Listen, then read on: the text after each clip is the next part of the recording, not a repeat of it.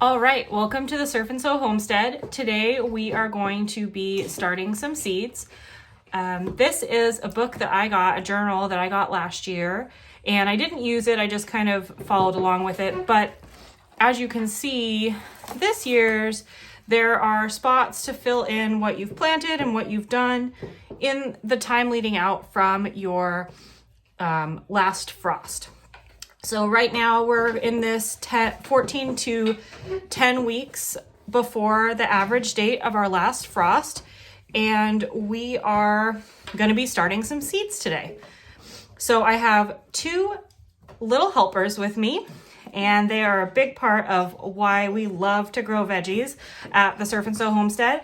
They love being out in the garden in the summertime with us, and they are excellent helpers, excellent worm hunters, and excellent gardeners. Yes, they are. Okay, so let me show you what we've got to work with today, and we'll get started. Okay, so this year I wanted to find a better seed starting situation for us. Last year we used toilet paper tubes and we used old yogurt cups, and this year when I was looking for what I wanted to get, a lot of the stuff seemed like it was going to be single use, throw it away, and that's not why we garden. We don't garden for single use, throw it away stuff. We garden because it's part of doing things that are better for the world. And for our food, yes. And so we don't have to go to the grocery store. And so we don't have to go to the grocery store. Very good. And so we don't have to buy plants. And so we don't have to buy plants. Okay, so I found these that have silicone bottoms in them, so you can just pop your little seedlings right out. So we're going to see how that works this year.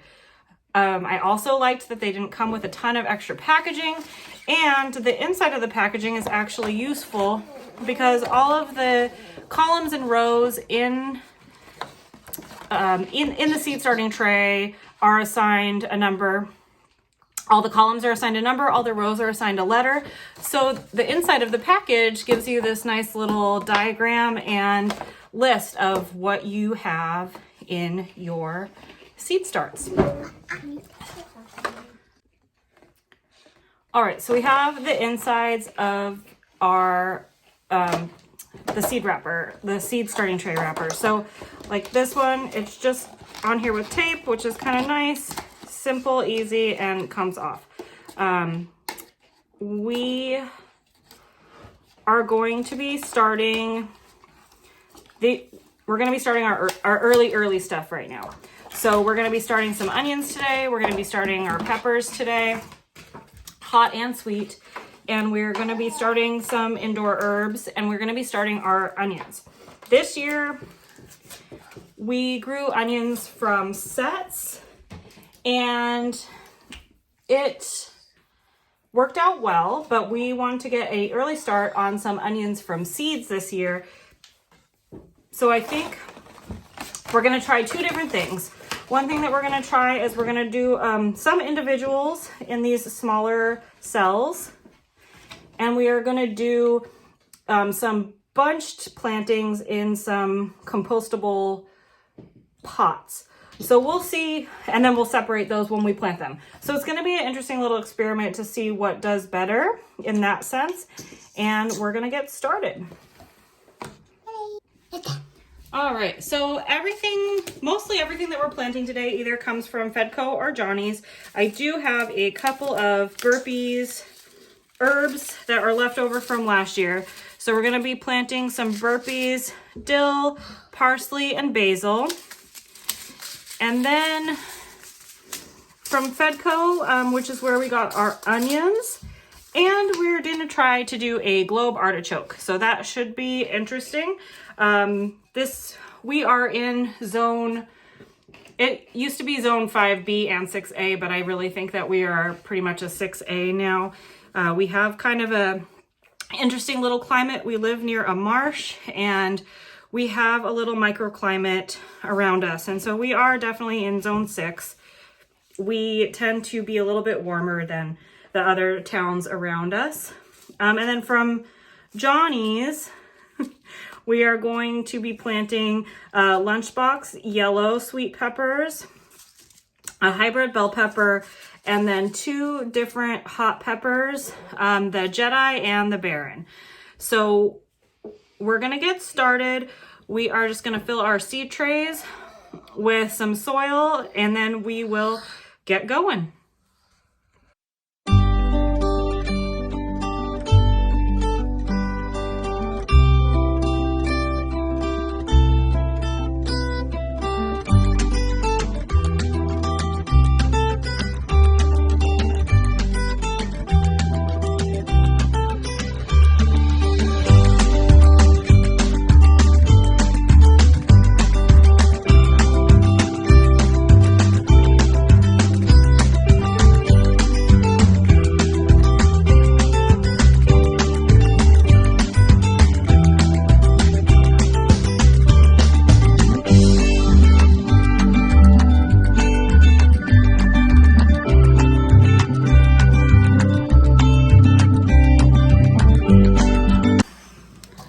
All right, so all of our cells are planted. We're gonna put these in the window. We have a great south-facing window in our kitchen, and they will have a heat mat as well, just to make sure that everything stays warm enough and we get some germinations. Our peppers have typically always just been the laggers, and so that's why we're getting them in and ready to go early this year. So if we have any problems, we can kind of jump back on that and get it again. But we're gonna wet this soil down a little bit more, and we're gonna get all these put away. And then I will show you the compostable cups that I got to plant our artichokes in. I should get. All right, the other part of these that's awesome that I forgot to talk about is that they come with trays underneath, so you can do bottom watering. So we're just going to put some water in here. And this will just allow the soil to soak up the moisture kind of at its own pace. Right now, you will always want to make sure that the soil stays really damp for new seedlings. If they dry out, you're most likely not going to get a germination. So wet and warm is extremely important. All right, so these are the little compostable seed starting cups that I got, and they are hypothetically the ones that you can plant right into the ground with your start in them, with your seedling, and after watered, they will hopefully just kind of break down, and the roots will grow through them. I am a little bit worried about what that means for seed starting and how messy these will be. We did run into some problems with the toilet paper tubes that we sort of used in the same sense last year. So I'm hoping that even if the roots come out, which they did, like from the toilet paper tubes, we had a lot of roots hanging out in the bottom of our pan last year, which is fine. That's going to happen with any seed starting cup.